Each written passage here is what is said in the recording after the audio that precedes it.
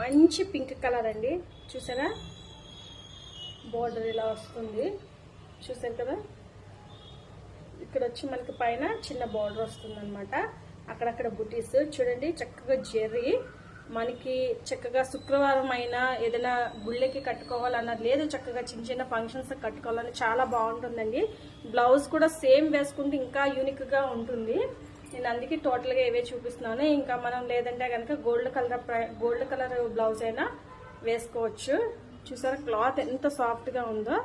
ఇవి చూడండి, ఇప్పుడు నా ఫ్రిల్సే చూడండి అసలు నుంచుంటున్నాయా చూడండి, సన్నగా ఉన్నాయి. చూసారా కలర్ ఎంత బాగుందో కదా. ఈ కలర్ చాలా బాగుంది.